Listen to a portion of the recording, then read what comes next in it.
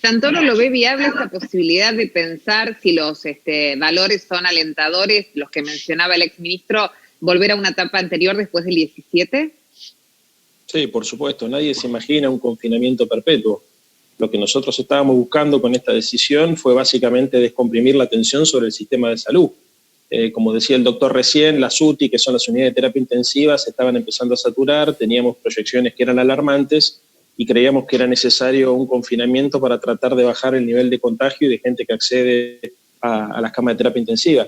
Recordémosle a la sociedad que cuando hablamos del equipamiento en terapia intensiva, no hablamos solamente de la cama y del aparato, hablamos también del equipo técnico.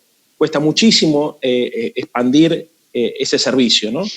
No es solamente una decisión económica, dedicamos más partidas presupuestarias a ampliar la partida para terapia intensiva. Se necesita formar personal, se necesitan muchas cosas, así que son recursos que son escasos.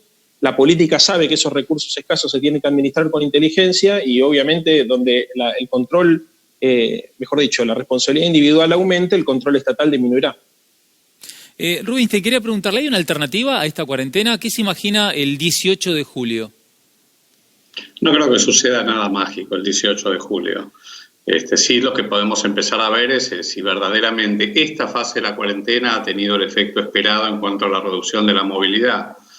Lamentablemente, lo que uno ve con los indicadores de movilidad, de actividad, hasta por lo menos fin de junio, hasta la anterior fase de la cuarentena, es que, digamos, salvo las primeras semanas, había habido un incumplimiento progresivo, un incremento de la actividad, inclusive en algunos partidos del conurbano, como José Cepaz, La Matanza, Florencio Varela o Merlo, habían prácticamente llegado a los niveles de actividad pre-cuarentena.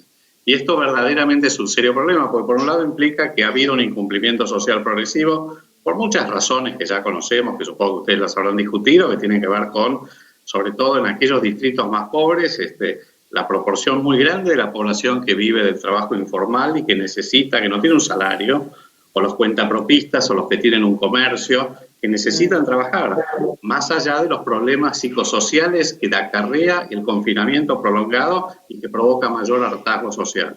Leandro, quería preguntarle, ¿por qué han sido tan o siguen siendo tan críticos, por ejemplo, con la gestión o lo que hubiera ocurrido en el caso de si la Secretaría de Salud o el Ministerio de Salud a cargo del doctor Rubinstein hubiese tenido que afrontar la pandemia? ¿Qué puntos débiles se encuentran allí? No, fundamentalmente la insensibilidad del gobierno anterior, que se vio obviamente expresada en el recorte presupuestario importante que sufrieron casi todos los servicios sociales. No es un problema con el doctor Rubinstein en particular, ajá, sino con la impronta que el gobierno de Macri ha tenido siempre que se trató de ver los temas sociales. Imagínate. Perdón, Leandro, un segundo. Rubinstein, ¿usted considera que han sido insensibles o hubiesen sido insensibles ante esta situación? Obviamente no. Más allá de lo que diga Leandro, en realidad el presupuesto ya lo vimos con chequeado, o sea, el presupuesto no se redujo, hubo una redistribución de partidas presupuestarias donde algunos programas, por ejemplo, que tenía el Ministerio de Salud pasaron a la Agencia de Discapacidad o a Desarrollo Social. No hubo jamás reducción presupuestaria y ya está chequeado eso. Así que es parte del relato. Y obviamente lo demás, lo que dijo el jefe de gabinete, Santiago Cafiero y muchos más, son estos escenarios contrafácticos absolutamente incomprobables, ¿verdad? O sea, ¿quién hubiera hecho las cosas mejor? Es absurdo plantearse esto. Entiendo que probablemente hubiéramos tenido, si yo hubiera estado, probablemente algunas estrategias diferentes, pero desde ya yo no estoy diciendo que la mía hubiera sido mejor que la que están empleando ahora. Es cierto que, digamos, por un lado, cuando uno está con una responsabilidad de gobierno, las cosas realmente tienen otra dimensión y hay que respetar lo que está ahí, porque es el que tiene que tomar las decisiones, digamos, en momentos, digamos, muy críticos. También es cierto que cuando yo hablo, por ejemplo, de que así hubo decisiones que se tomaron muy bien, como fue la cuarentena, digamos, empezar el aislamiento obligatorio de manera muy oportuna, muy temprano. Eso estuvo muy bien. Lo que no estuvo muy bien es no preparar un dispositivo comunitario para salir a bloquear los focos, con aumento de los testeos, rastreo de los contactos, aislamiento, digamos, justamente para bloquear los focos cuando teníamos 100 casos y no, por supuesto, en este momento que la cosa es extremadamente difícil en el AMBA.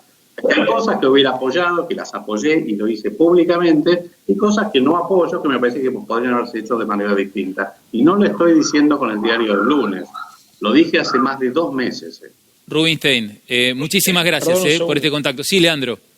Un breve, para por cerrar, favor. porque yo respondí a la pregunta que me hiciste vos. A mí tampoco me gusta hacer ese tipo de comparaciones, a pesar de que entiendo que muchas veces se hacen, incluso de mi espacio político se han hecho, porque son contrafácticas, como decía el doctor.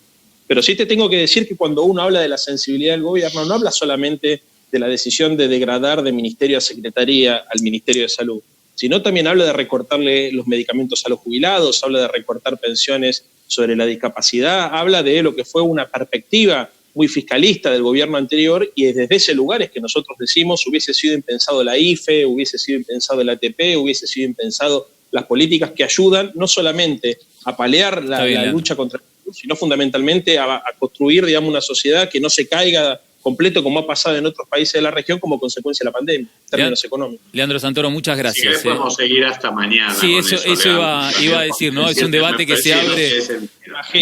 Gracias. Sí, bueno, por algo renunció usted, doctor, así que...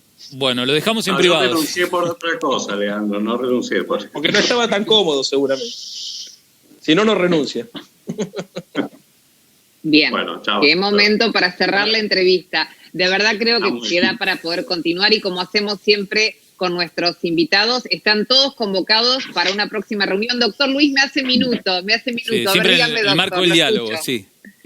Sí, no, una cosa que es importante, a mí me parece que lo que va a quedar independiente de qué signo político, de dónde sea, yo creo que la impronta de poner, digamos, como algo prioritario la salud para todos los gobiernos de las provincias y este sector, yo creo que va a quedar para siempre. Eso lo veo como muy positivo dentro de este tremendo lío que es la epidemia. A mí me parece que a partir de ahora ningún gobernante va a dejar la salud en un rango secundario, sino que va a estar en primer lugar. Y desde ahí que uno es médico me parece muy importante, sea del signo político que sea. Me parece que se generó un avance cultural que no se va a volver para atrás.